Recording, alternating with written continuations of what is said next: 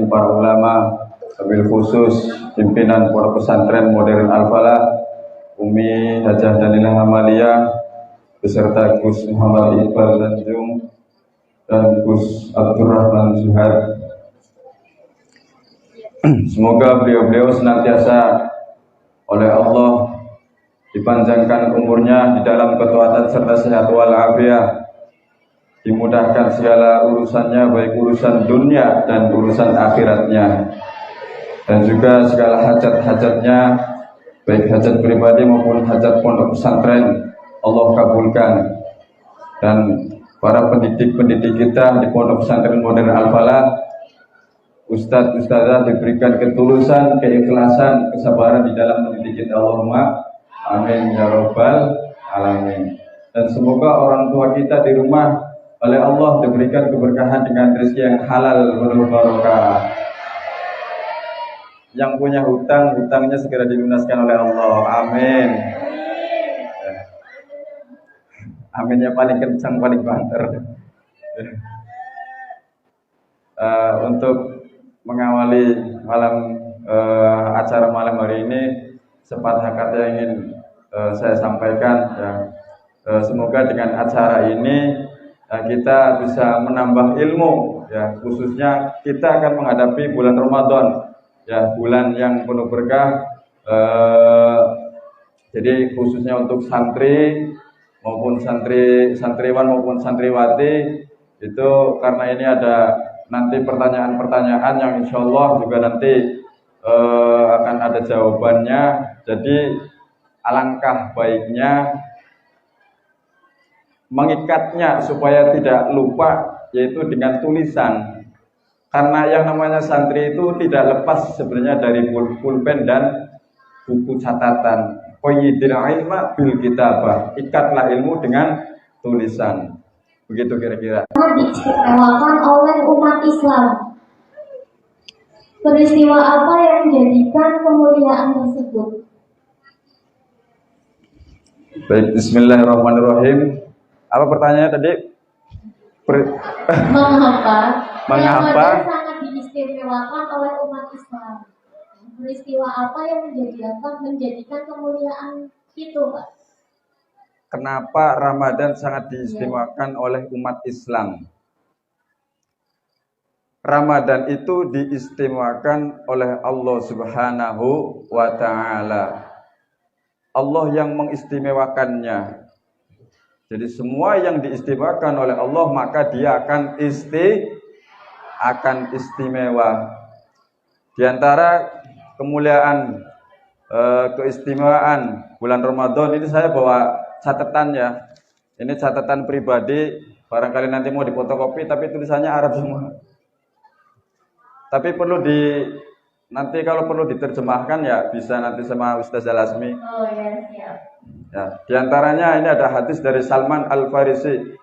Entar dulu. Dari hadisnya Nabi sallallahu alaihi wasallam. Ini beliau bersabda, "Idza kana awwalu lailatin min Ramadan futihat abwabul jinan kulluha." Jika datang, ini yang pertama ya. Yang pertama keistimewaan bulan Ramadan. Ketika malam pertama awal dari bulan Ramadan, maka surga, pintu surga itu semuanya dibukakan oleh Allah.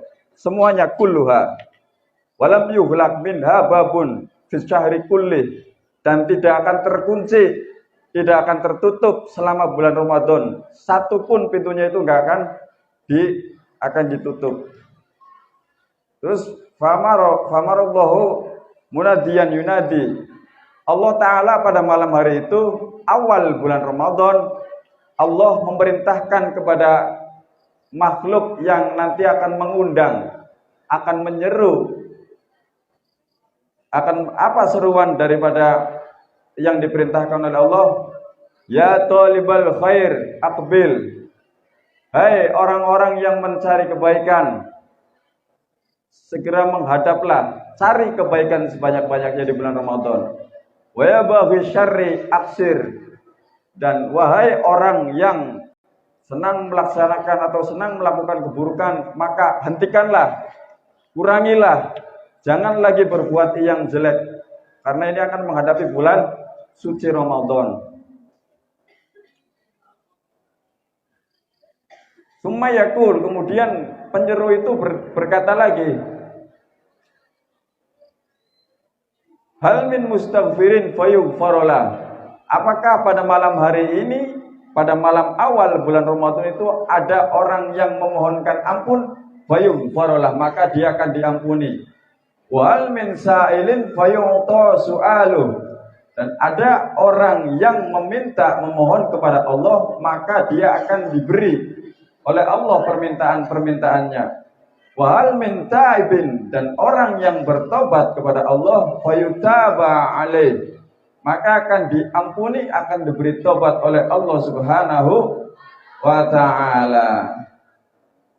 Terus kemudian falam yazal kadzalik ilan fijaris subhi. Penyeru itu terus sampai pagi. Sampai pagi itu terus begitu. Ya sampai subuh. Itu keistimewaan, diantaranya keistimewaan bulan Ramadan. Dan lebih istimewanya lagi, ada berapa tadi? Udah ada berapa? Ada berapa kira-kira? Hah? Ya, lupa, bubar. Ya.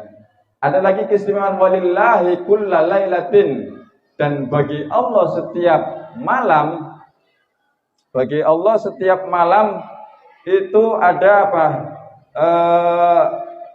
Alfi atikin minan nar qad istaujabul azab. Ada 1 juta orang yang berhak disiksa di dalam neraka. Akan tetapi pada malam itu, setiap malam, bayangkan setiap malam 1 juta orang yang berhak untuk disiksa, dibebaskan oleh Allah.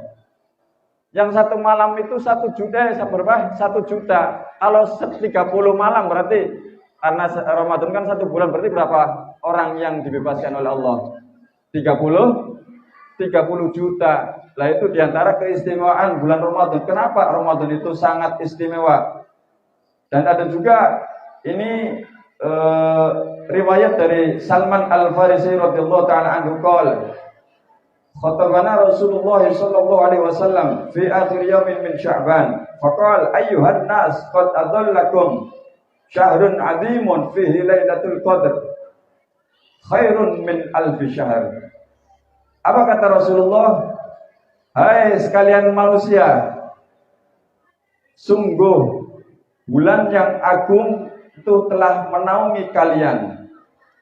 Yang di dalam bulan tersebut itu ada 1 malam yang lebih baik dari 1000 bulan, yaitu namanya bulan malam Lailatul Qadar. Itu lebih baik dari 1000 bulan. Maknanya apa? Kalau kita kebetulan di malam itu sedang melakukan ibadah 1 malam itu, maka itu menyamai ibadah orang selama 1000 bulan. Istimewa enggak tuh bulan Ramadan? Istimewa. Makanya bulan Ramadan itu istimewa, sangat istimewa bagi umat muslim. Kemudian apa? Ja'alallahu siyamahu faridatan. Allah Ta'ala menjadikan puasanya di bulan Ramadan itu sebuah fardu, sebuah kewajiban. Wa qiyama lailatihi tatawwu'an, dan qiyam Ramadan, beribadah di malam hari, entah itu dengan sholat ataupun yang lainnya, itu sebagai tatawu, ibadah sunnah. Ya, ini tolong perhatikan baik-baik ya. Kalau semoga kita yang mendengarkan, yang menyimak ini, semoga mendapatkan kemuliaan oleh Allah di bulan Ramadan. Amin. Ya, jangan sampai ada yang berisik, jangan sampai ada yang berbicara. Ya, karena itu kalau sedang di dalam majelis itu sangat takutnya nanti dia terhalang dari rahmatnya Allah karena mengganggu yang lain. Ya. Man taqarraba fihi bi khoslatin minal khair. Ini keistimewaannya lagi, orang yang mendekat kepada Allah dengan kebaikan, kana kaman adda faridatan fi ma siwa. Kita melakukan ibadah sunnah di bulan Ramadan, entah itu sholat ataupun yang lainnya, itu seperti apa? Seperti orang yang melakukan fardu di luar Ramadan. Waman adda faridatan, dan siapa yang melakukan satu fardu di bulan Ramadan, kana kaman adda sab'ina faridatan fi ma siwa, dan orang yang melakukan satu fardu di bulan Ramadan, maka seakan-akan dia melaksanakan 70 fardu di luar Ramadan.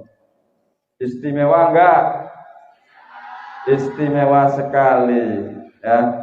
Masih banyak lagi nih keistimewaan bulan Ramadan. Supaya apa? Tujuannya supaya kita itu tergugah untuk melakukan amal-amal soleh di bulan Ramadan. Wa huwa syahrus sabri, dan Ramadan itu adalah bulan sabar. Bulan apa? Bulan sabar. Ya gimana gak sabar? Kita punya makanan. Makanan punya kita. Minuman punya kita. Yang udah berkeluarga, suami punya, yang punya kamu maksud punya kita.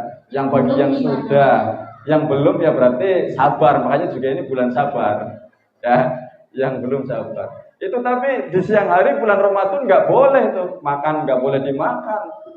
Berarti sabar nggak? Sabar. Menurut antum semua Ramadan itu lebih mudah bagi orang kaya apa orang yang biasa? Kenapa orang biasa lebih mudahnya? Karena udah biasa lapar gitu ya. Jadinya udah biasa aja. Ya orang kaya juga sama, ninggalin makan enak, ninggalin ini sama, ngenesnya juga sama. Ya. Makanya ini bulan sabar, terus kemudian bulan yang menyenangkan, itu bulan ditambahkannya rezeki oleh Allah ya, bagi orang yang mukmin. Terus istimewa lagi gini, kamu nanti kalau misalkan punya rezeki, semoga kita dimudahkan rezekinya oleh Allah Subhanahu wa taala.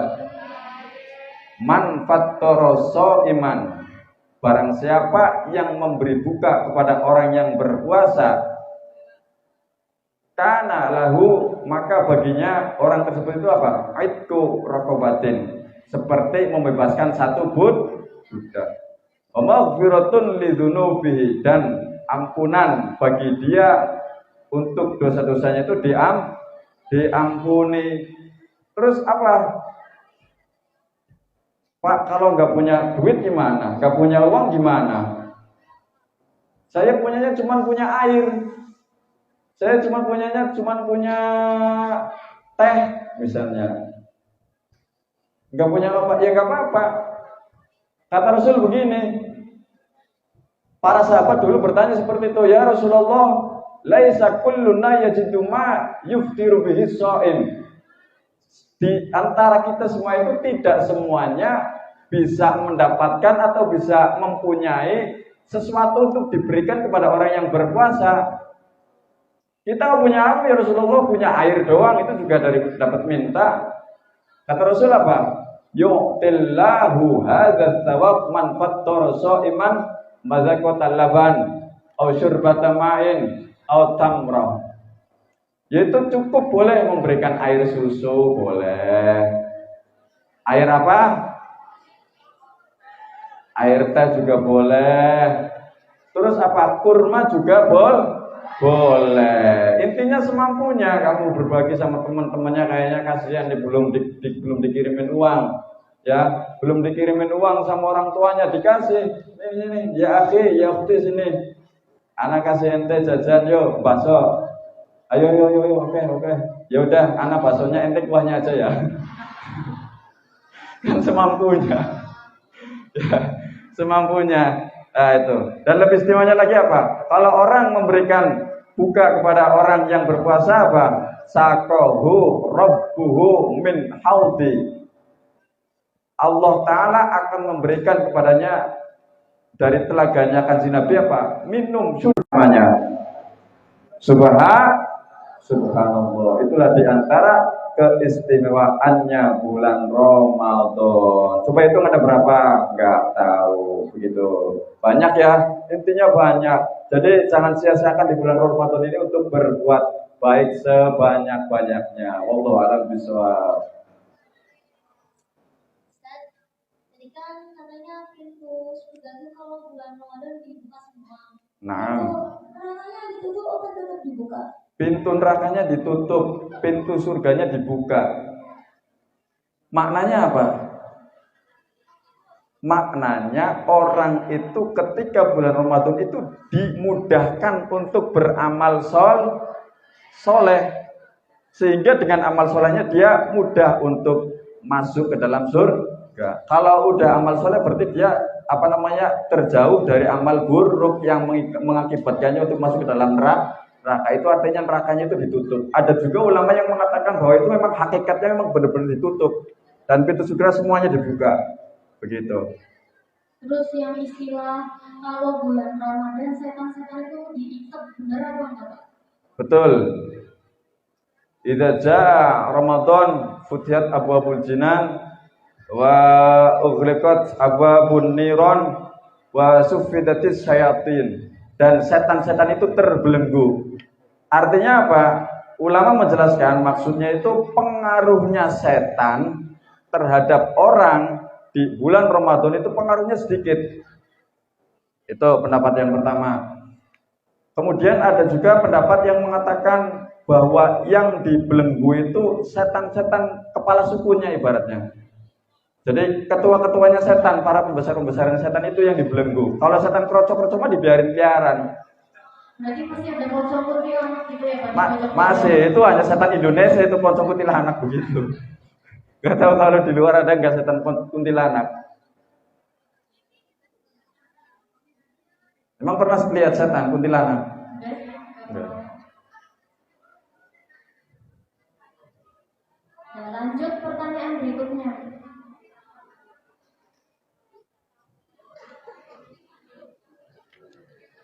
Dari Tarsudi 10. Bagaimana cara mengetahui jatuhnya bulan Ramadan? Mengapa masih ada perbedaan antar umat Islam? Dan apa yang membuat terjadinya perbedaan tersebut? Ini pertanyaan ini harusnya yang jawab narasumber satunya, ini cuma nggak ada. Mister Nia mau jadi narasumber? Bagaimana cara menetapkan bulan Ramadan ya awalnya? Itu yang pertama, caranya itu ada dua. Tapi ada juga yang mengatakan tiga. Yang pertama itu, ini yang muktamad ya, pendapat yang kuat, yaitu dengan cara ru'yatul hilal. Dengan cara melihat hilal atau melihat rembulan. Ya, datangnya rembulan. Kalau rembulan itu terbitnya dari mana? Dari barat. Kalau matahari dari timur. Ya, cukup satu orang yang melihat rembulan, benar-benar melihat. Ya, maka itu sah. Tapi itu kalau memang diperintahkan oleh pemerintah, maka dia umumkan kepada seluruhnya. Nah, yang kedua, kalau misalkan dari tim-tim ahli falak itu tidak melihat hilal di malam ke-30 bulan Sya'ban, maka dengan menyempurnakan Sya'bannya menjadi 30 hari. Ya, itu kalau tidak terlihat. Nah, di Indonesia itu yang satu matla itu tempat untuk melihat hilalnya itu satu garis khatulistiwa dan berdekatan negaranya itu seperti Indonesia, Malaysia, apalagi Afrika, Brunei, ya, terus apalagi Singapura ya. Nah, itu termasuk yang dekat-dekat tuh. Kalau diantara satu negara itu kemudian ada yang melihat, timnya ada yang melihat hilal, maka sekitarnya juga wajib untuk berpuasa. Tapi kalau jauh, nah ini kenapa kok sering berbeda? Misalnya kayak di Arab Saudi sama di Indonesia kok berbeda? Ya jelas berbeda, orang Arab sama Indonesia itu jauh. Ya kan? Makanya kita itu harus patuh terhadap pemerintah. Gak boleh tidak sebenarnya. Dia gak boleh istihad lagi kalau madzhab kita Imam Syafi'i wajib patuh terhadap pemerintah. Tapi kalau ada orang yang memang tidak patuh terhadap pemerintah, mau beristihad sendiri, pakainya apa? Hisab, ya, perhitungan setiap bulan berapa harinya itu dipersilahkan. Pakainya hisab, makanya kadang perbedaan. Tapi kalau perbedaannya cuma 1 hari, 2 hari, nggak masalah. Ya, nggak masalah. Yang aneh itu kalau perbedaannya sampai 1 minggu. Kayak tadi Anda lihat di berita di Facebook, udah ada yang melakukan sholat tarawih dari malam Kamis. Nah, dari mana ini caranya? Cara apa ini?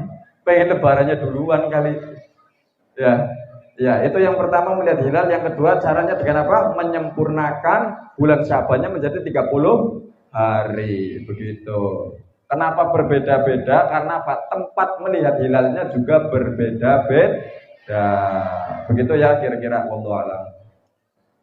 Itu kan kalau negaranya jauh ya Pak. Kalau negaranya jauh, ya Indonesia, Arab, Indonesia, Afrika. Pun kadang masih sering berbeda Pak antara Nahdlatul Ulama dengan yang lainnya. Naam.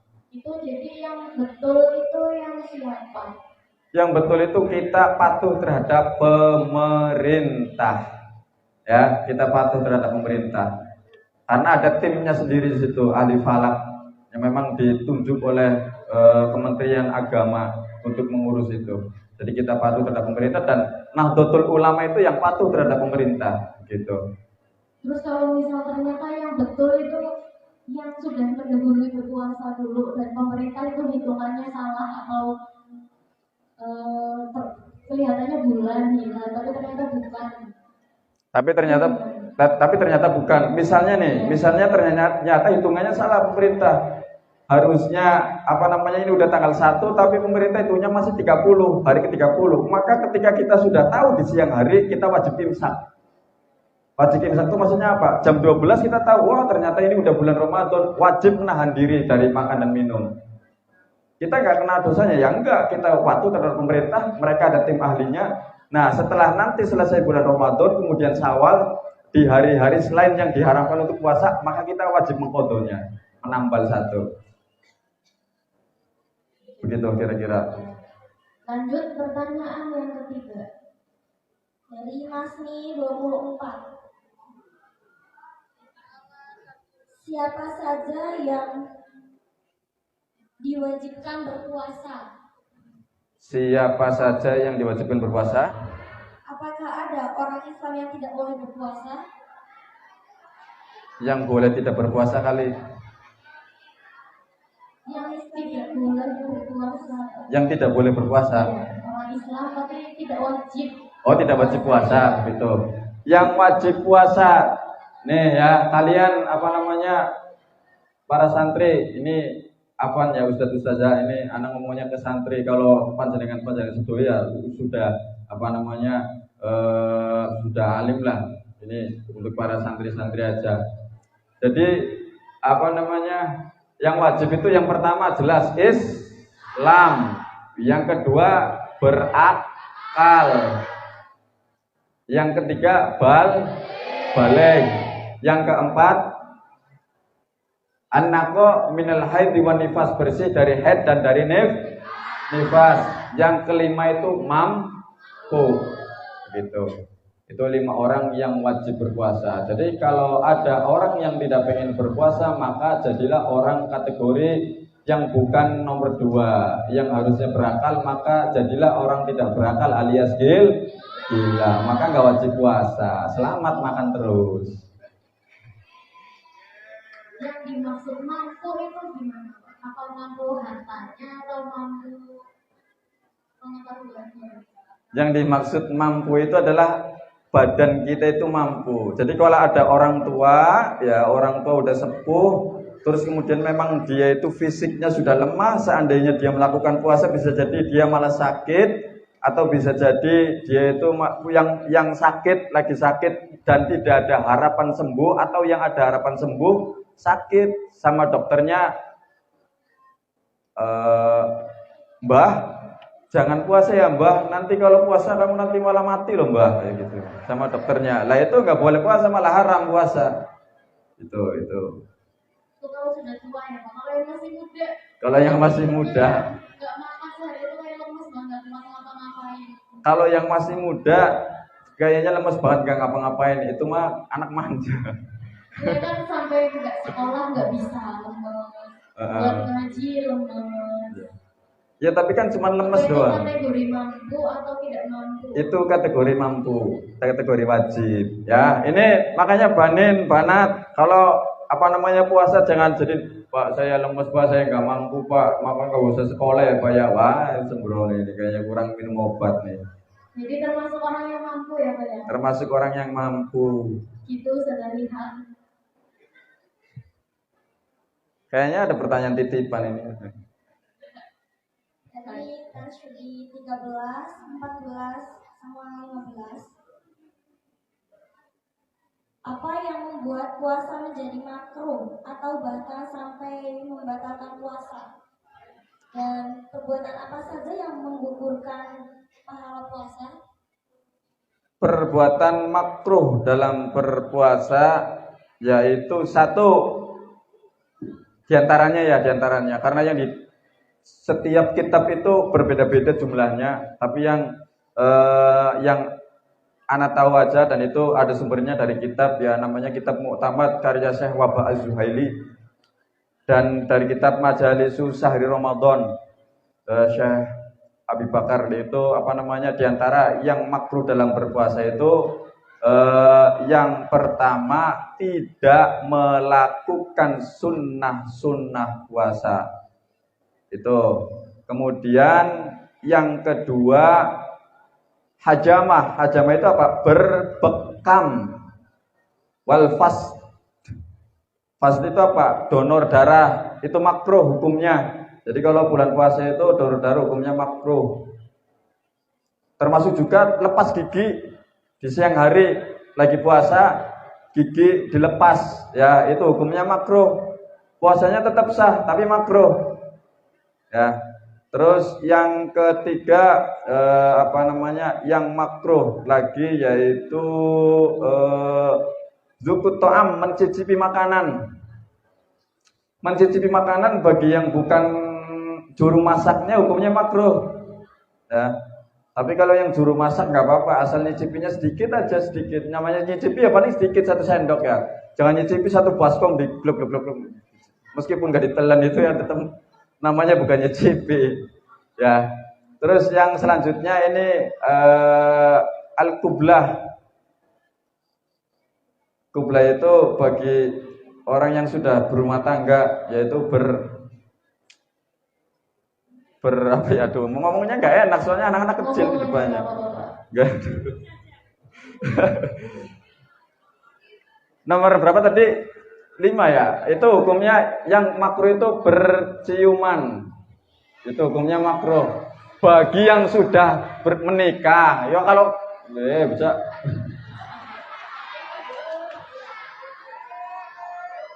Kalau yang belum gimana hukumnya Pak? Makruh apa enggak? Ya haram. Ngapain? Ya itu hukumnya haram. Kalau yang belum menikah. Yang sudah menikah hukumnya makruh. Terus yang selanjutnya lagi hal-hal yang makruh yaitu bersiwak setelah tergelincirnya matahari atau waktu duhur. Setelah waktu duhur bersiwak, maka hukumnya makruh. Nah, itu. Terus ada satu lagi yaitu melakukan sesuatu yang dilarang oleh Allah Ta'ala meskipun itu tidak membatalkan. Contohnya apa? Ini makanya Imam Ghazali ini tegas dalam kitabnya Bidayatul Hidayah, itu tegas.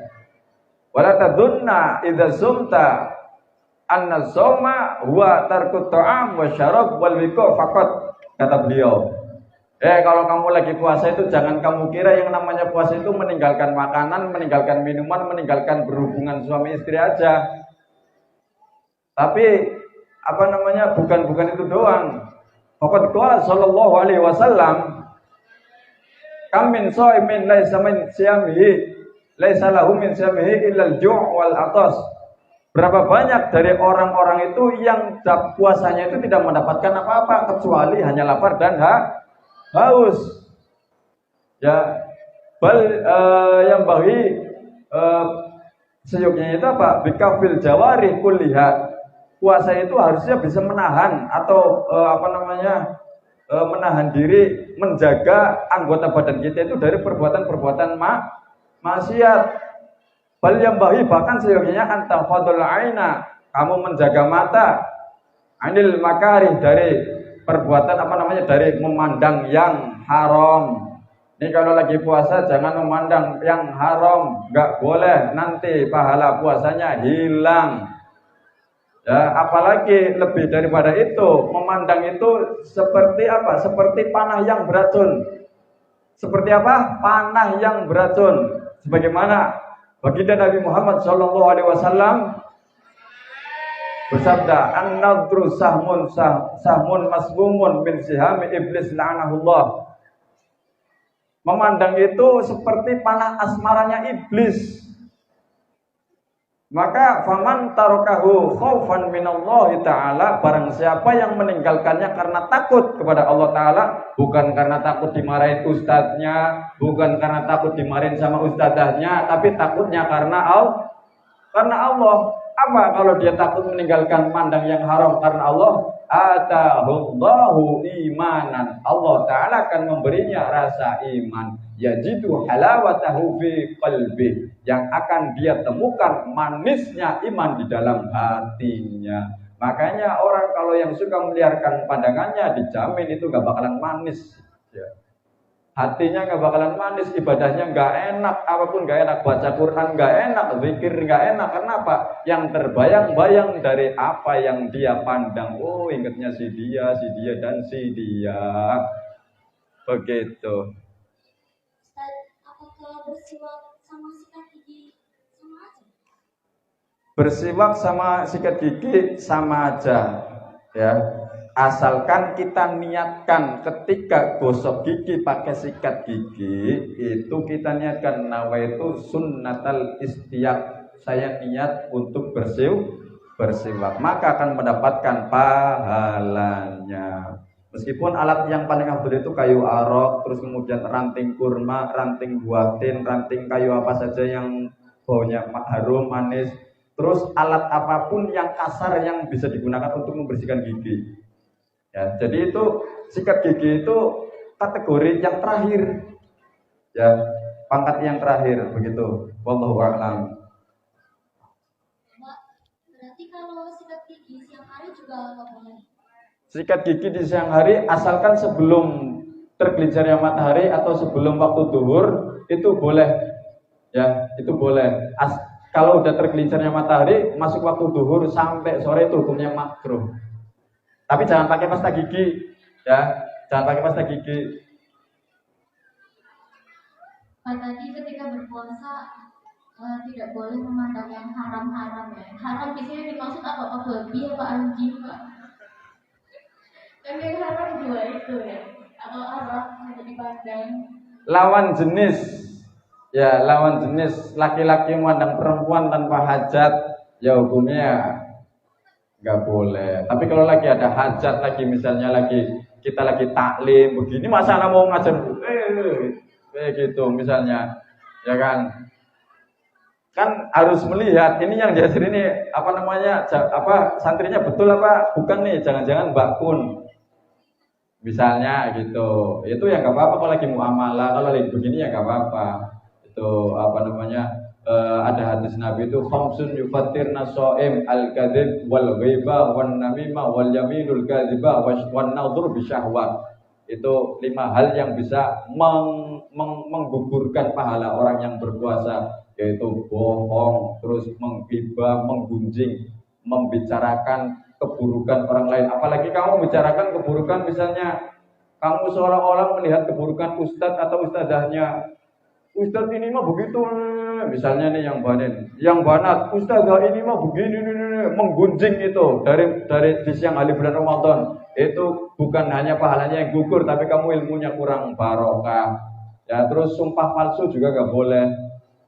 Terus yang terakhir apa? Nadru bisyahwatin, memandang dengan syahwat, itu dengan kesenangan maksudnya. Misalnya nih kalau misalkan ada orang lewat, saya nggak sengaja lihat begini, ya ini ya nggak masalah. Tapi kalau udah begini, apa ini?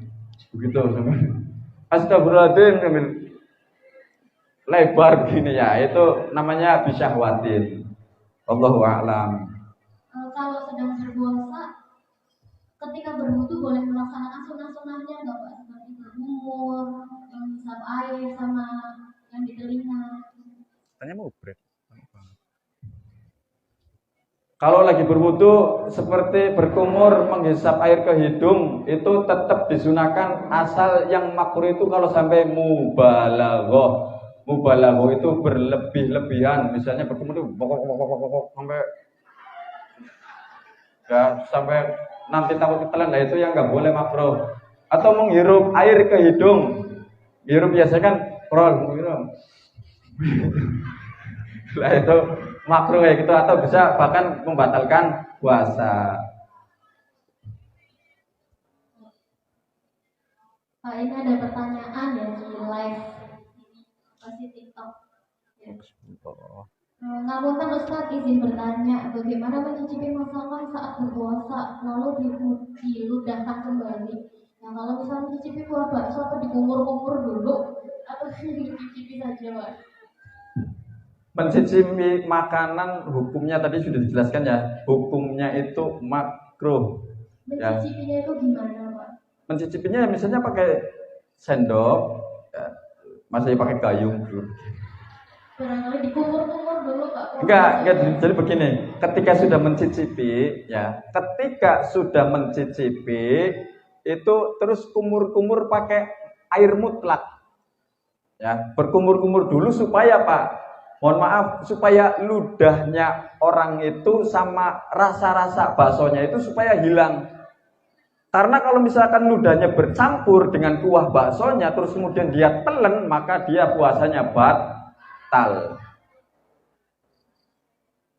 Berarti hanya setetes aja ya, Pak? Setetes atau sesendok lah. Itu masih bisa dikira-kira sedikit. Yang penting nggak sampai satu mangkok, sampai satu ya. Itu ya Mbak Santri yang bertanya. Akunnya namanya Mbak Santri. Nah, sebelum lanjut ke pertanyaan berikutnya, kita saksikan dulu iklan berikut ini.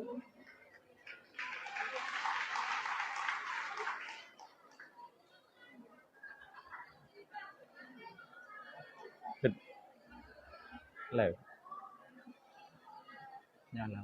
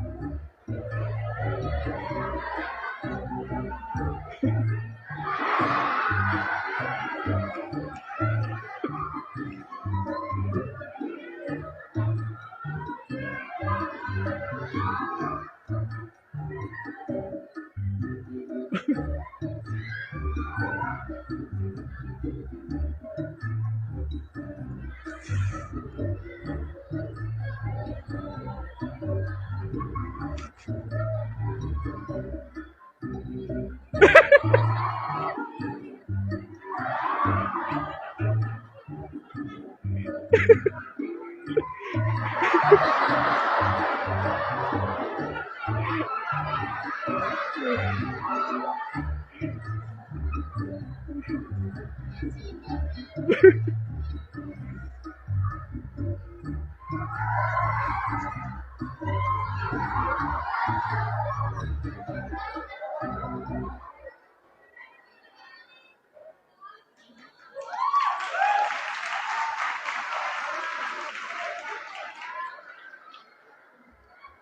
terjadi ya ketika kita sholat, kalian aja ya.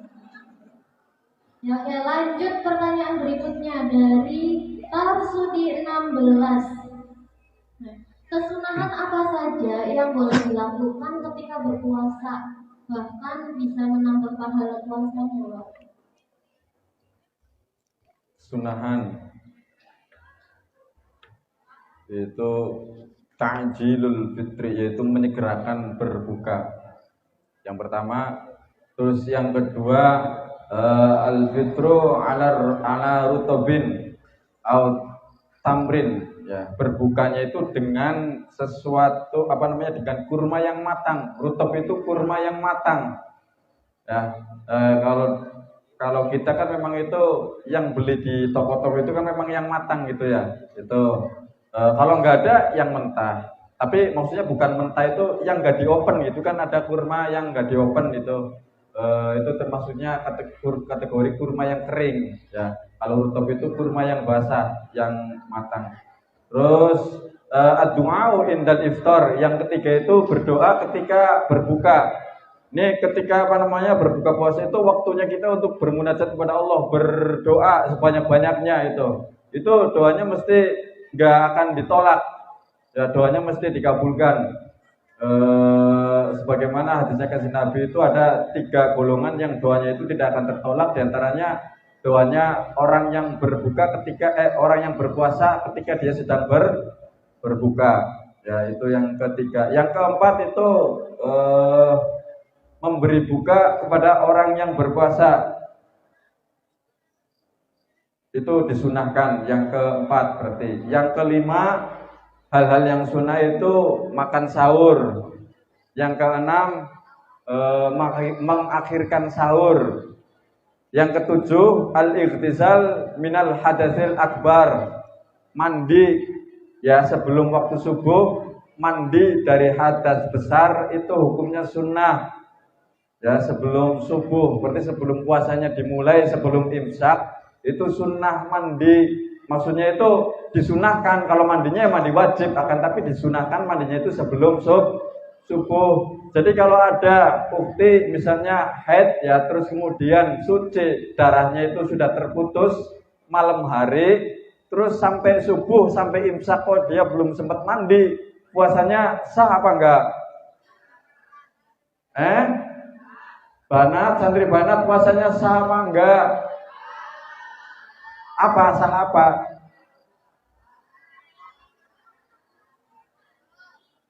Sah ya puasanya, belum sempat mandi sah, cuman disunahkannya itu mandinya itu sebelum subuh.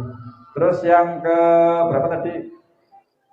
6, 7. Ya kira-kira udahlah segitulah, karena masih banyak sunnah-sunnah. Diantaranya lagi ya memperbanyak amal soleh di bulan Ramadan. Ya, ketika lagi puasa memperbanyak amal soleh, memperbanyak membaca Al-Quran, memperbanyak sodakoh. Ya, kayak anjing Nabi itu, beliau itu ketika bulan Ramadan itu sedekahnya itu lebih banyak daripada di bulan-bulan yang lainnya. Itu sunnah-sunnah yang dapat kita lakukan di bulan Ramadan. Wallahu a'lam bishawab.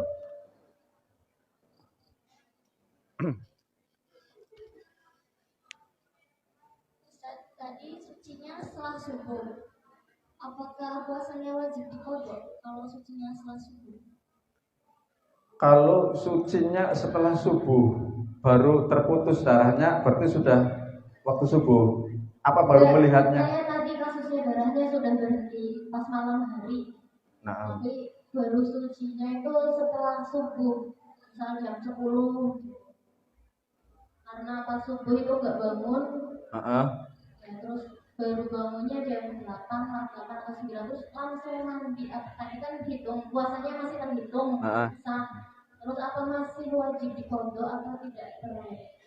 Kalau dia melanjutkan puasanya berarti tidak wajib diqodho, itu sudah berarti sudah terhitung puasa. Cuman berarti kan tadi meninggalkan sholat subuhnya. Nah itu sholatnya yang harus diqodho. Lanjut pertanyaan berikutnya.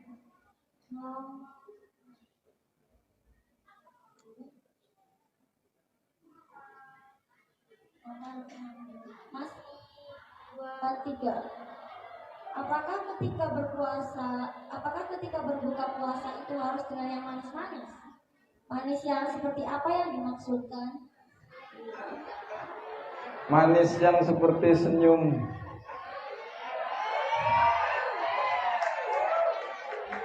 Seperti senyum siapa ini? Apa diharuskan yang manis-manis? Kalau bisa sih sama yang manis ya enak, kalau sama yang manis ya. Berarti kalau sama yang buruk rupa nggak boleh. Manis maksudnya manis minumannya gitu kan.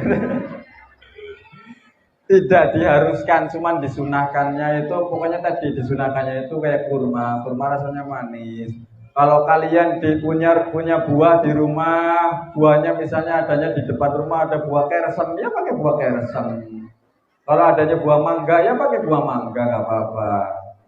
Tapi urutannya itu kurma basah, kurma kering, kalau nggak ada lagi air, baru jangan pakai yang dipanggang atau yang digoreng dulu. Kenapa? Ya karena kurang baik. Ya, kurang baik dan memang itu tidak disunahkan karena awalnya itu urutannya itu kurma dulu baru air. Ya, kurma dulu baik, jangan air dulu baru kurma kecuali kalau nggak ada. Hah? Keselak? Seret. Ya enggak lah, kan nggak sama bijinya dimakan. Emang sama bijinya? Belum minum air, Pak, belum lunyo. Ya tinggal nanti kalau seret diminum airnya gitu. Gitu aja kok repot. Berarti makanan minumannya yang manis ya Pak, bukan dengan yang manis, terus yang di sampingnya manis itu lebih enak lagi. Kalau dengan itu Pak, apa namanya? Untung rokok. Rokok kan bisa dia manis Pak ujungnya, itu boleh nggak Pak? Boleh. Sunnah nggak? Termasuk sunnah nggak? Itu makruh bukan sunnah, meskipun itu manis ya. Apalagi kalau sampai disulet ya itu makruh. Kalau berbuka puasa dengan rokok makruh Pak? Ya makruh itu kan bukan makanan. Emang mau mengetahui Lailatul Qadar. Tips kegiatan apa saja yang baik untuk kita lakukan pada malam Lailatul Qadar? Cara mengetahuinya itu udah kelewat. Kenapa udah kelewat? Orang itu mau memburu Lailatul Qadar bukan hanya ketika di bulan Ramadan saja, akan tetapi di bulan sebelumnya juga sudah mempersiapkan untuk menyambut Lailatul Qadar. Dan caranya bagaimana? Ya udah pokoknya lakukan amal-amal soleh sebanyak-banyaknya, rajin baca Al-Quran, sholat tarawihnya kalau bisa full.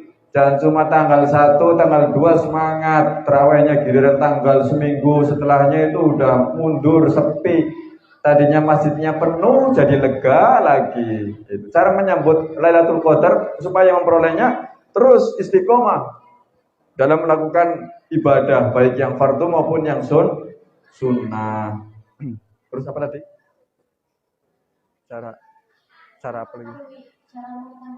Itu kalau ulama secara fisiknya itu malamnya itu tenang, udaranya sejuk, enggak hujan, enggak panas, enggak gerah, ya, terus juga ada ulama yang mengatakan kalau awalnya hari ini nanti jatuhnya tanggal sekian.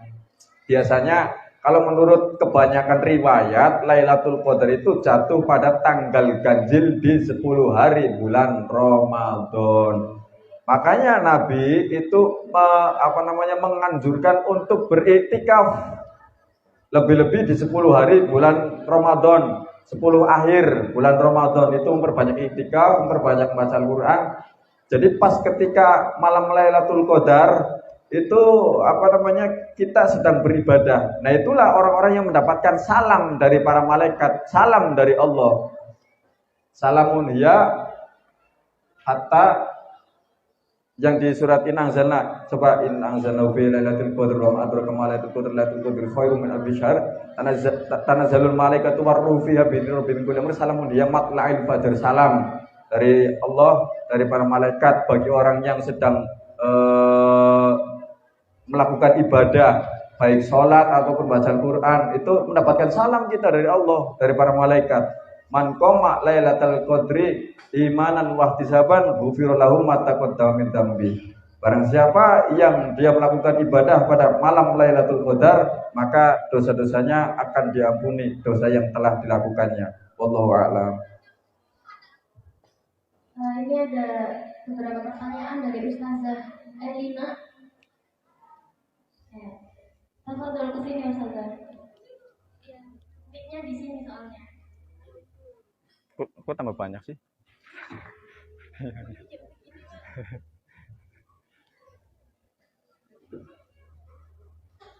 Assalamualaikum warahmatullahi wabarakatuh. Waalaikumsalam warahmatullahi wabarakatuh. Izin bertanya ya Pak Abdi. Kita kan para perempuan itu kan biasanya untuk ya, puasa itu kan kita punya namanya datang bulan ya Pak. Kadang kalau semisal datang bulannya itu di pertengahan puasa, kita cuma hutang puasanya itu bahkan dari 4 sampai ke 10 hari. Kalau semisal datang bulannya pas awal, jadi nanti pas akhirnya itu datang bulan lagi. Jadi kita tuh banyak hutangnya. Kalau semisal cek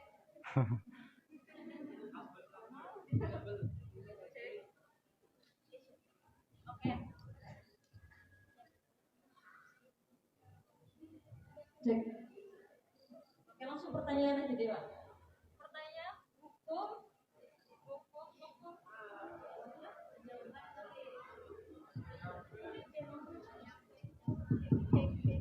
Jangan jauh-jauh, yang deket aja.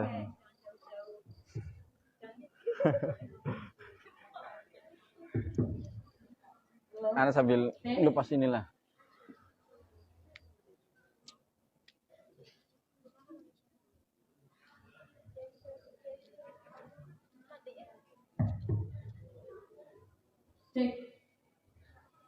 Jadi pertanyaannya Pak, ya. Hukum untuk minum obat pencegah haid bagaimana Pak?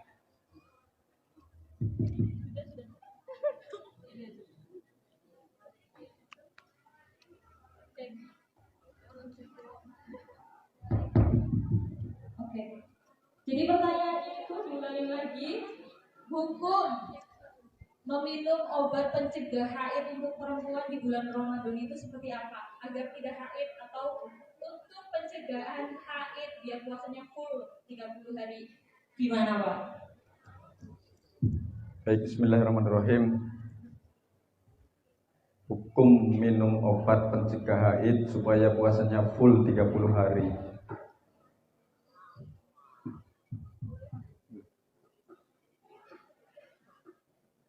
Haid, kenapa kok diharamkan puasa oleh Allah Subhanahu wa taala? Karena ketika perempuan sedang haid itu dia fisiknya dalam keadaan lemah. Dalam keadaan lemah, maka sama Allah diharamkan untuk berpuasa karena Allah pantang memberikan beban kepada hambanya itu dengan berlebihan atau dengan yang tidak mampu. Jadi itu adalah termasuk tanda kasih sayangnya Allah kepada kalian wahai kaum perempuan, yaitu adanya datang tamu setiap bulannya. Maka untuk minum obat pencegah haid untuk supaya puasanya full ya. Kalau memang tidak ada hajat-hajatnya itu kan tidak terlalu darurat. Beda kalau orang itu dalam keadaan ibadah haji. Nah, kalau dalam haji itu kan ada satu yang memang tidak boleh kan haji itu ada namanya rukun, ada yang namanya wajib, ada namanya fardu. Ya, nah yang fardu ini kalau ada yang ditinggalkan ini nggak boleh. Jadi harus mengulang jadinya. Ya, itu maka di saat kayaknya udah deket-deket nih, nanti giliran waktunya wukuf di Arafah nanti malah malah ngulang lagi repot nanti. Maka waktu itu ya boleh karena ada darurat. Tapi ketika Ramadan dan Allah menyediakan untuk mengkodonya itu 11 bulan selain Ramadan, ya, maka hukumnya itu makruh. Ya, hukumnya makruh.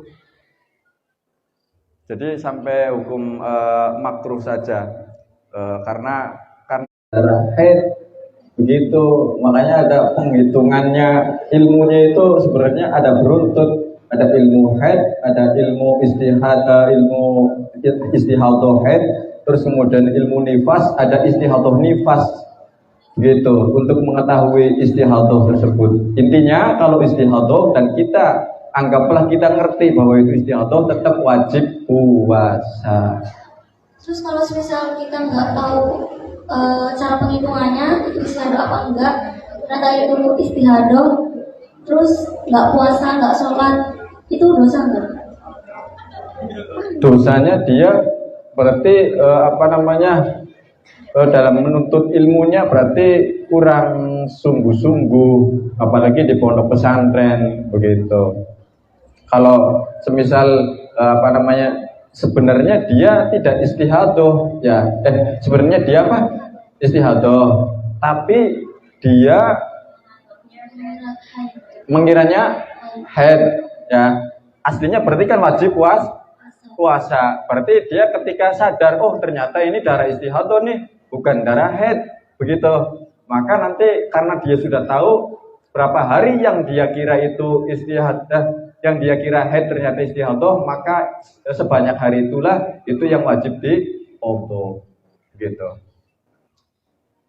Saat berpuasa, saat berhalangan, saat haid ya Pak, kan tidak sholat ya. Terus ketika suci, sholatnya pun tidak wajib diqadha. Kenapa itu tidak berlaku untuk puasa Pak? Kenapa puasanya harus tetap diqadha? Kalau puasa itu setahun hanya sebulan, makanya wajib diqadha. Kalau sholat, orang haid meninggalkan sholat wajib diqadha sholatnya, yang ada nanti pada murtad. Karena berat banget ya, sehari 5 kali harus diqadha selama berapa hari. Taruhlah misalnya 6 hari haidnya, 6 kali 5 30 sholat, aduh pengpengannya nanti, pindah agama aja lah ya gitu, nanti repot nanti malah. Ya, itu diantara kasih sayangnya Allah ya begitu. Kata Nabi, kalau puasa haid wajib diqadha, tapi kalau sholat saya nggak disuruh, kata Sayyidah Aisyah. Saya nggak disuruh untuk mengqadha sholat, tapi kalau puasa saya disuruh. Oke, sebelum pertanyaan berikutnya, saksikan lagi iklan berikut ini. Alhamdulillah.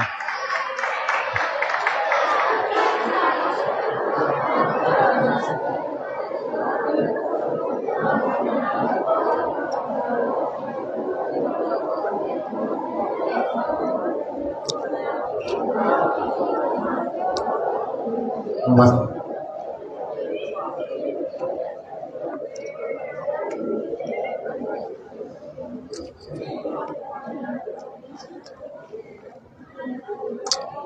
Berapa pertanyaan lagi? Berapa pertanyaan lagi?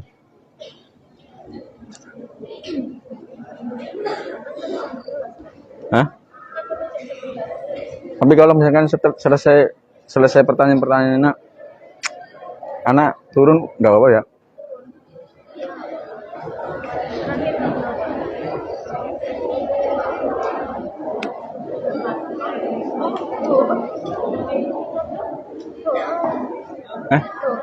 Ustaz Wahid beli.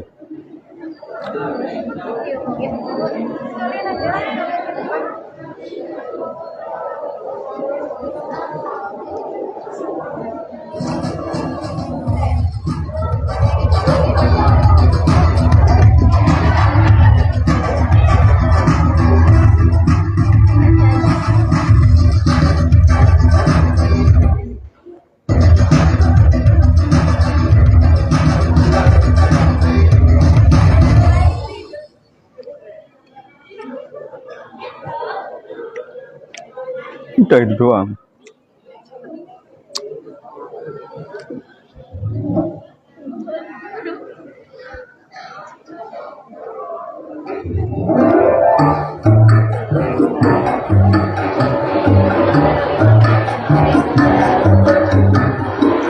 Oke, bang bahasa ini kita sekuat dan semoga pakai not. Oke.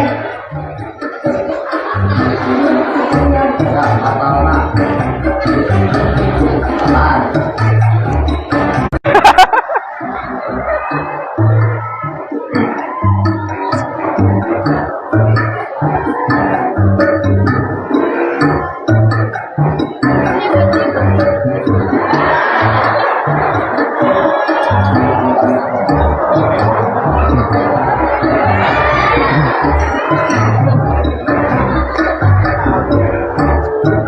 Sarung ibu anak merek.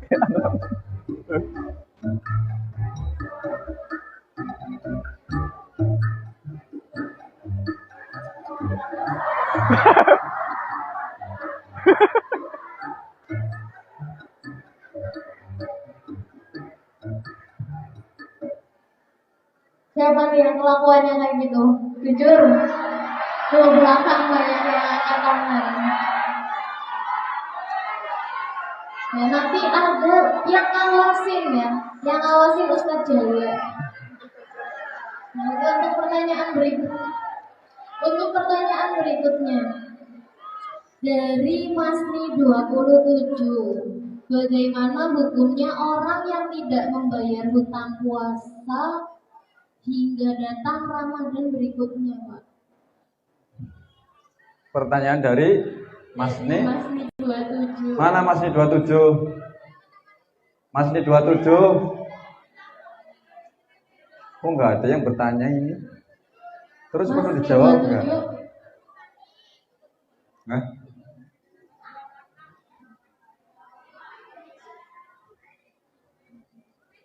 hukumnya orang meninggalkan puasa ya terus sampai Ramadan berikutnya dia belum membayar hutang puasanya, maka dia kalau memang waktu itu memungkinkan untuk membayar, artinya dia tidak sakit atau dia tidak bagi yang yang misalkan orangnya sudah menikah ya, itu tidak sedang hamil, tidak sedang menyusui dan mungkin untuk mengqadha puasanya, maka dia berdosa kalau tidak sempat membayar hutang puasanya.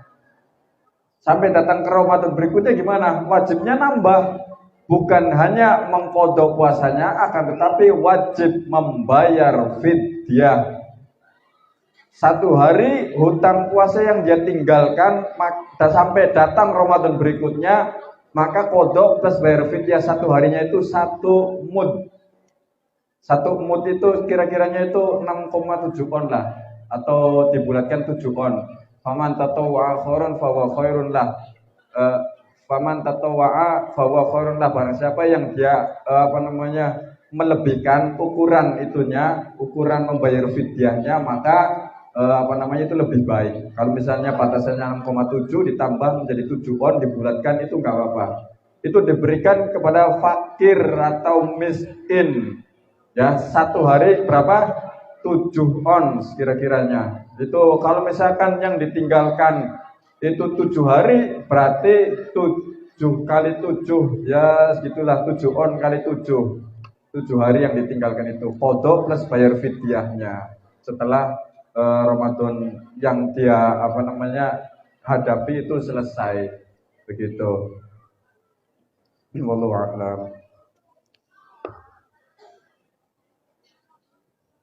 Kalau bayar hutang puasa orang yang sudah meninggal, gimana Pak caranya?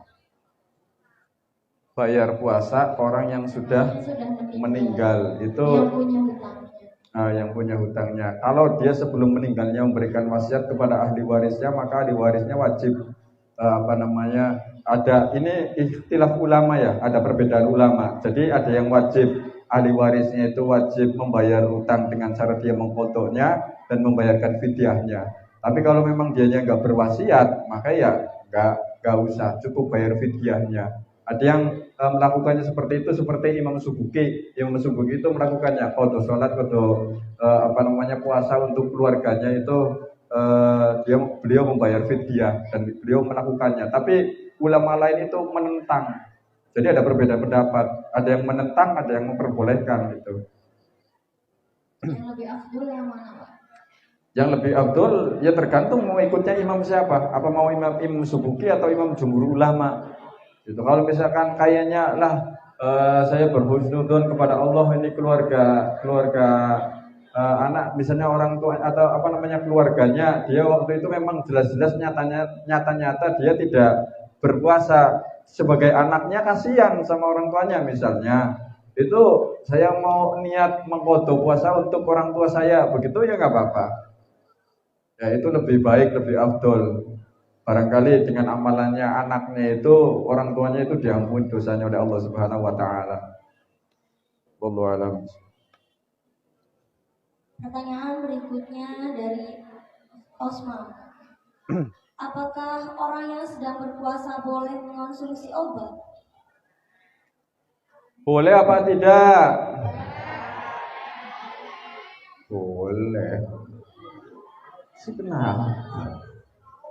Orang lagi puasa boleh nggak mengkonsumsi obat? Obatnya diapain dulu? Sakitnya sakit apa dulu? Kalau yang namanya dikonsumsi, ditelen dari mulut ya, masuk mulut terus kemudian sampai ke perut ya, maka puasanya batal. Tapi kalau misalnya sakitnya kamu sakit telinga ya, sakit telinga yang biasanya itu ada ini bahasa Arabnya itu udunen ya, di telinga itu kan sakit, itu pengpengan, masya Allah ya, sujud ruku aja itu kalau lagi ada di telinganya dia itu udunnya sakit banget dan nggak bisa tenang. Dia itu nggak bisa tenang kalau misalkan nggak sampai ditetesin obat, bukan obat yang diminum tapi ditetes ya. Kalau ditetes itu dia bisa sembuh atau bisa hilang rasa sakitnya dan dia bisa tenang, maka itu nggak apa-apa, dimakfu kalau di telinga ya. Tapi kalau sampai masuk mulut, yaitu namanya batal puasanya. Gitu. Itu walaupun cairannya masuk telinga, Pak. Walaupun cairannya masuk telinga, dimakfu. Dimakfu itu ada di kitab Bughyatul Mustarsyidin. Tapi kan biasanya ada rasanya, Pak, pahit. Biasanya ada rasanya. Iya. Kalau habis netesin ke telinga obat. Itu mata keles. Telinga juga ada, Pak. Telinga nyambung ke sini. Oh begitu. Kalau rasa-rasanya itu dirasanya itu bukan di bagian luar itu batasnya sampai apa? Sampai makhrajnya huruf H. Pangkal apa? Pangkalan, pangkal ojek. Itu pokoknya di makhrajnya huruf H itu berarti udah dohir itu. Termasuk ini juga, mohon maaf, ludah atau itu nakhomah itu apa? Apa sih ya bahasa Indonesianya? Dahak, ya dahak itu kalau misalkan udah keluar ke H terus kamu lumayan telan lagi, batal. Batal bahasanya.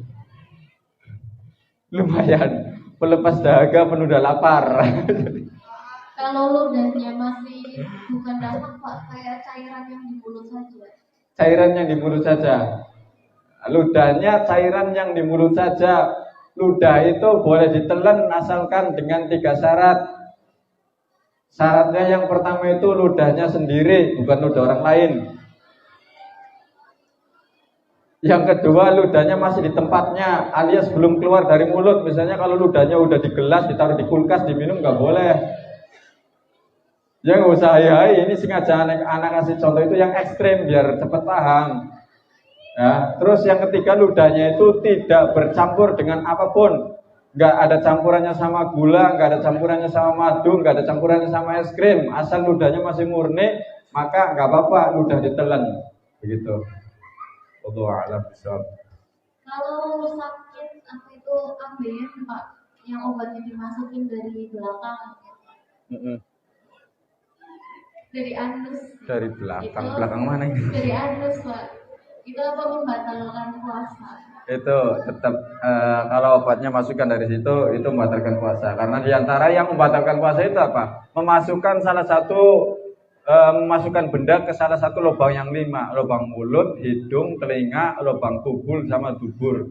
Termasuk juga memasukkan obat dari area situ, maka hukum puasanya batal. Nah, itu yang kelima kok, Pak. Kalau telinga dimakfu, kalau ambien kira-kira bisa menahan nggak sakitnya? Kira-kira kalau telinga itu kan biasanya kan sakit banget kalau ambien. Alhamdulillah anak selamat dari ambiennya. Jadi nggak ngerti rasanya kayak gimana.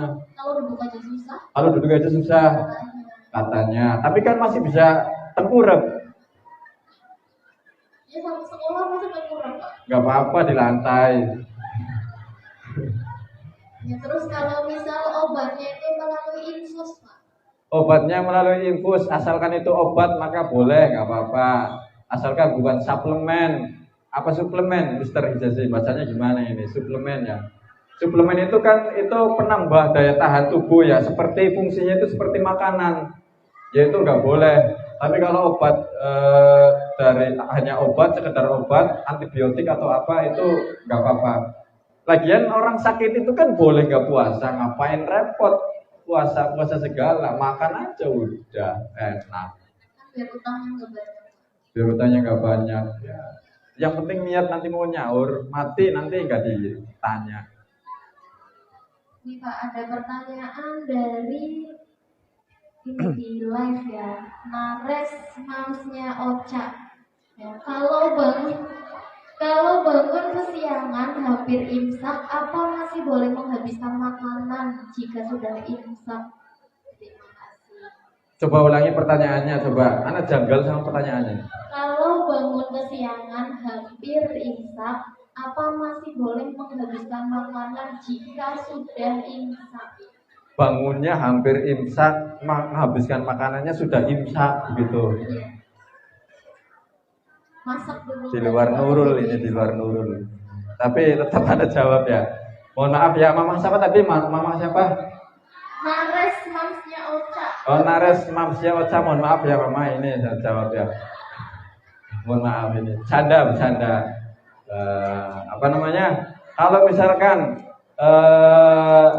kesiangan, terus kesiangan kira-kira makan apa aja yang sekiranya bisa dimakan ya, yang sekiranya bisa dimakan. Nah kalau bisa yang jadi mamah-mamah, dan ini nanti calon mamah-mamah nyiapin makanannya itu dari malam. Jadi kalau udah pagi tinggal dihangatin doang. Jadi apa namanya udah siap, meskipun dingin gak, waduh kesiangan ya tinggal makan. Asalkan sampai sebelum imsak ya. Jadi begini, aslinya imsak itu kan waktu yang ditentukan oleh para ulama. Ijtihadnya ulama biasanya 10 menit sebelum waktu subuh. Sedangkan puasa itu sebenarnya itu dimulai dari fajar ya, terbitnya fajar sodik, yaitu waktu subuh. Nah kalau imsak itu sekitar batas 10 menit itu waktu tentukan ulama supaya kita itu bersiap-siap.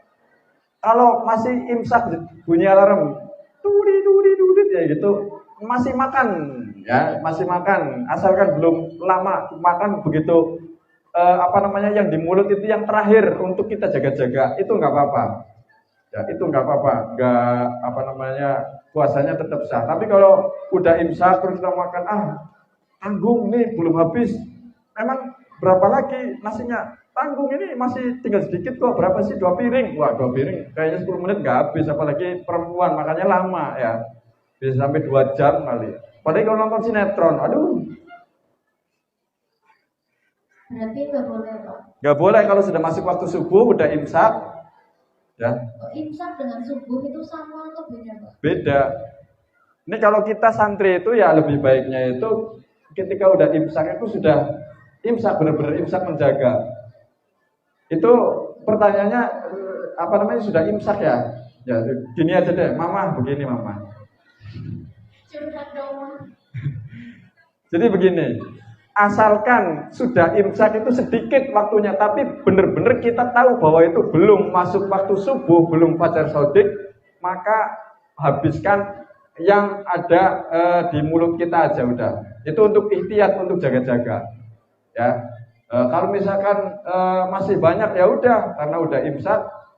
Kalau bicara batal apa enggak? Batal sih enggak. Karena dimulainya itu fajar sodik, cuman takutnya kita itu mempercayakan kepada muadzin. Udah gitu muadzinnya itu lagi ke belakang lama, buang air besar. 10 menit udah lewat waktu subuh baru adzan. Alhamdulillah saya ini puasanya sani, itu baru adzan buktinya. Ternyata dianya muadzinnya yang salah, maka dia puasanya batal. Enggak sah. Begitu. Wallahu a'lam bishawab. Pertanyaan terakhir dari Osman, bagaimana hukumnya orang yang berpuasa tapi tidak sholat? Jangan-jangan Osmannya nih yang melakukan.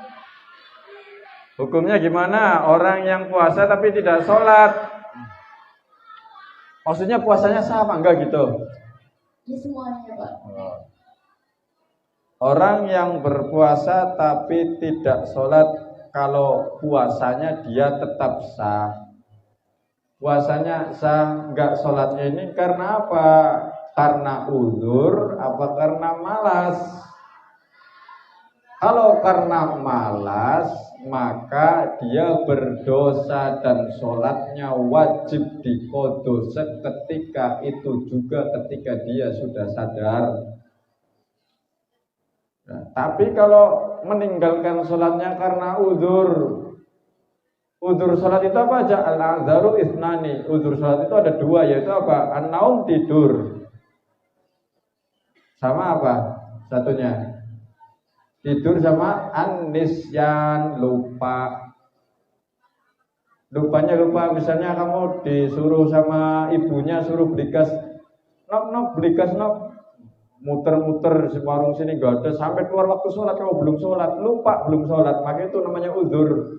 Nah, itu wajib diqodho sholatnya, tapi nggak kena dosa. Tapi kalau yang meninggalkan sholatnya itu karena nggak ada uzur, dia karena malas, berarti sholatnya, meninggalkan sholatnya berdosa.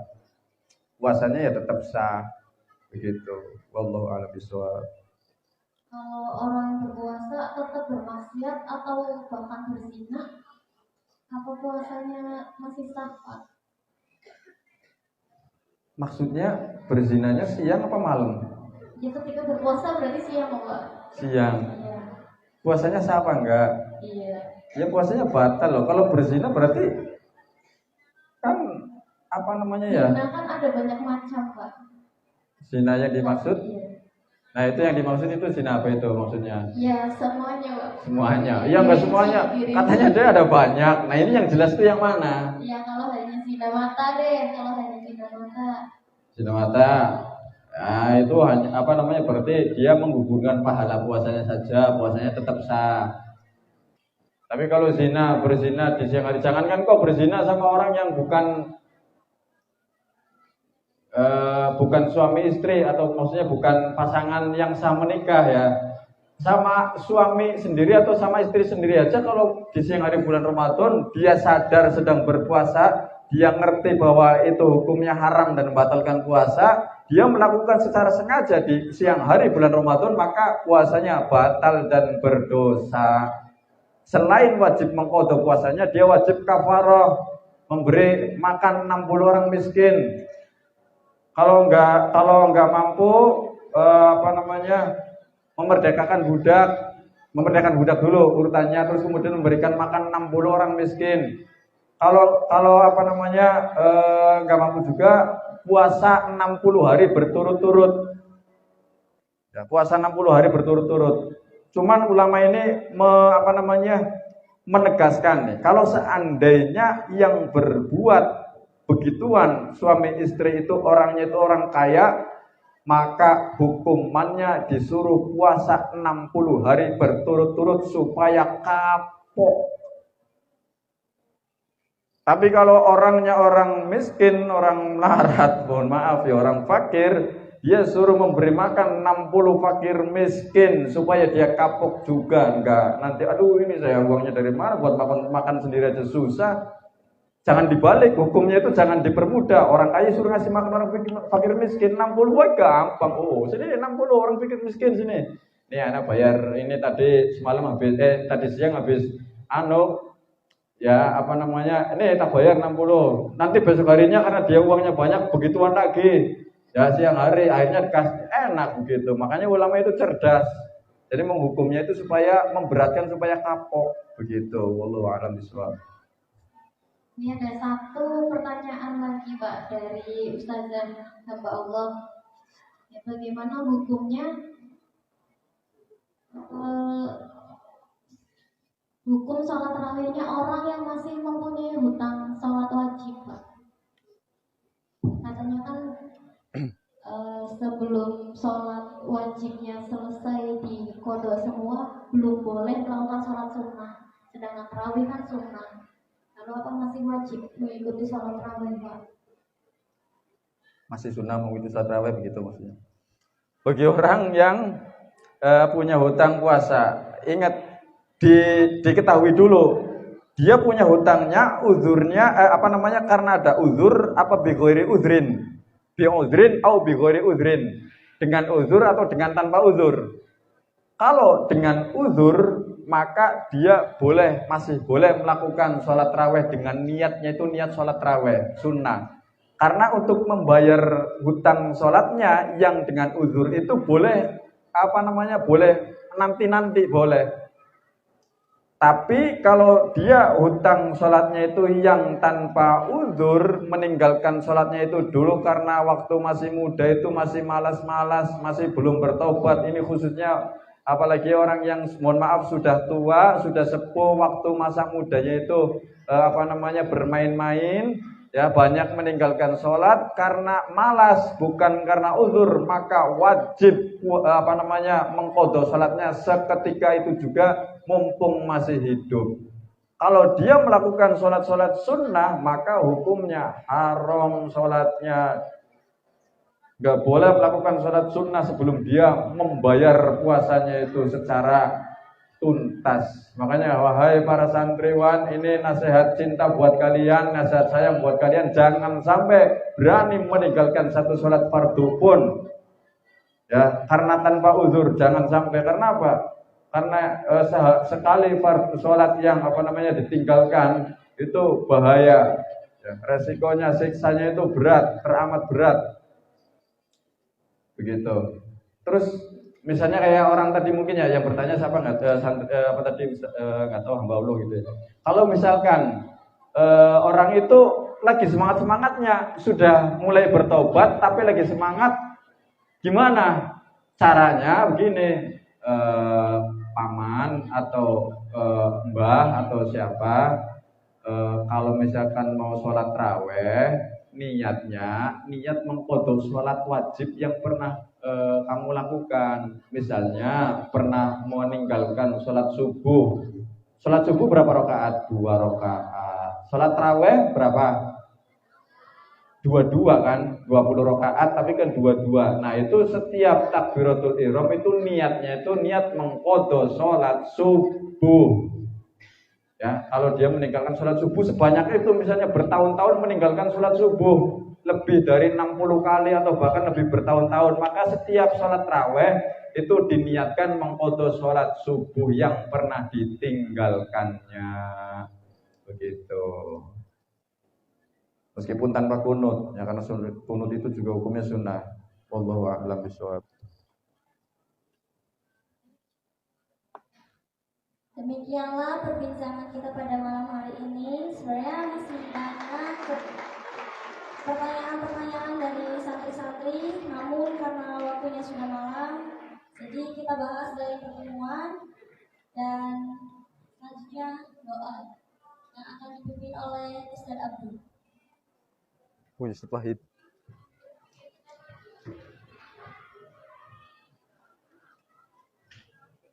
Bismillahirrahmanirrahim. Kita sama-sama berdoa kepada Allah Subhanahu wa taala ya.